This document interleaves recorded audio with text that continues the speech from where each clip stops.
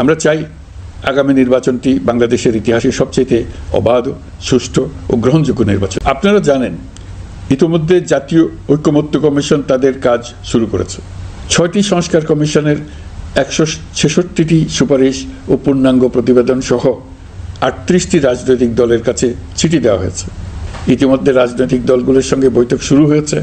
দেশের রাজনৈতিক দলগুলো খুবই ইতিবাচকভাবে সংস্কার কাজে সাড়া দিয়েছেন, তাদের মতামত তুলে ধরছেন।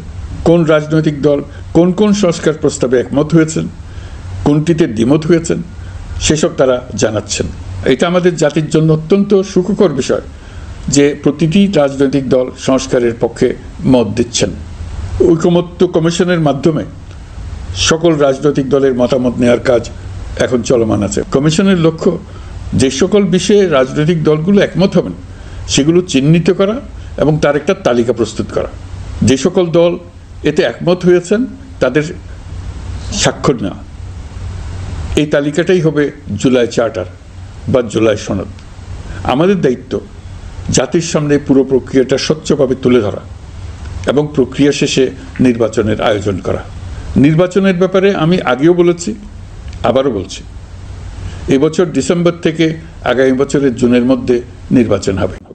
এই জন্য নির্বাচন কমিশন সব ধরনের প্রস্তুতি নিতে শুরু করেছে। রাজনৈতিক দলগুলো ব্যাপক উৎসাহ উদ্দীপনায় নির্বাচনের জন্য তৈরি হতে শুরু করবে বলে আশা করছি। প্রিয় নাগরিকবৃন্দ, আমাদের দেশের নারীরা দীর্ঘ আন্দোলনের মাধ্যমে বহু বছর ধরে অনেক বাধা পেরিয়ে একটু একটু করে সামনে এগিয়ে যাচ্ছে। স্বাধীনতার ৫৪ বছর পরেও এদেশের নারীরা অর্থনৈতিক, রাজনৈতিক, সামাজিক বৈষম্যের শিকার। বাংলাদেশের ইতিহাসে এখন পর্যন্ত যত আন্দোলন সংগ্রাম হয়েছে তার মধ্যে জুলাই গণ অভ্যুত্থানে নারীদের অংশগ্রহণ ছিল সবচেয়ে বেশি। গণ অভ্যুত্থানে নারীরা দুঃসাহসিক ভূমিকা রেখেছে। পুরনোকে দূরে ঠেলে দিয়ে নতুনের ভিত্তি স্থাপনের প্রতিজ্ঞা নিয়েছে। তারা ব্যাপক সংস্কারের কথা বলেছে। সর্বত্র নারীদের ভূমিকা আরও জোরালো করার কথা বলেছে। আমি মনে করি জুলাই গণ অভ্যুত্থান বাংলাদেশের প্রেক্ষিত বদলে দিয়েছে।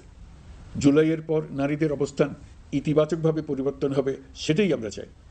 আমরা বাংলাদেশ নিয়ে নতুন করে ভাবতে চাই, আর এই নতুন ভাবনায় নারীদের অবস্থান উচ্চতম পর্যায়ে অগ্রাধিকার পাক, সেটাই আমরা চাই। পরিবারের সকল সদস্য, পাড়া প্রতিবেশী, ধর্মীয় প্রতিষ্ঠান, স্কুল, আপনারা আপনাদের নিজ নিজ অবস্থান থেকে ছেলে শিশু ও মেয়ে শিশুর মধ্যে যেন কোনো বৈষম্য সৃষ্টি না হয় তা নিশ্চিত করুন। আসুন নতুন বাংলাদেশে সবাই মিলে শিশুদের জন্য সুস্থ পরিবেশ নিশ্চিত করি। জুলাই গণ অভ্যুত্থানে অংশ নেওয়া নারীরা তাদের অধিকার প্রতিষ্ঠার ব্যাপারে দৃঢ় প্রতিজ্ঞ। দেশে বিরাজমান বৈষম্যগুলো চিহ্নিত করে নারীর প্রতি সহিংসতা প্রতিরোধ ও বৈষম্য নিরসনে আমাদের প্রত্যেককে একসঙ্গে কাজ করতে হবে। নারীর প্রতি বিদ্বেষমূলক কথাবার্তা, নারীকে খাটো করে রাখার প্রবৃত্তি যারা ধারণ করে তাদের বিরুদ্ধে সামাজিক আন্দোলন গড়ে তোলা প্রয়োজন। আধুনিক প্রযুক্তি সকল প্রকার বাধা ভেঙে দেওয়ার মহাশক্তি আমাদেরকে দিয়েছে। সেই বাধা যত শক্তই হোক, যত উঁচুই হোক, সকল দূরত্ব গোছানোর জন্য প্রযুক্তিকে অবশ্যই যেন আমরা ব্যবহার করতে আরম্ভ করি। নারীদের সুরক্ষায় পুলিশ হটলাইন নম্বর চালু করেছে। সরকারের পক্ষ থেকে শর্ট কোড চালু করা হচ্ছে। কল টেকার হিসেবে শতভাগ নারী কর্মীদের নিয়োগ দেওয়া হচ্ছে যেন নির্দ্বিধায় কথা বলা যায়। নারী ও শিশু নির্যাতন দমন আইন সংশোধন হয়েছে। এসব মামলা তদন্ত ও বিচারের সময় কমিয়ে আনা হয়েছে। বিচার বিলম্বে বাধা দূর করা হচ্ছে। ঢাকার পাশাপাশি চট্টগ্রাম ও রাজশাহীতে ডিএনএ ল্যাব স্থাপনের কাজ চলছে। খুব দ্রুতই বিশেষ জুডিশিয়াল সার্ভিস কমিশনের মাধ্যমে নতুন অনেক বিচারক নিয়োগ দেওয়া হচ্ছে।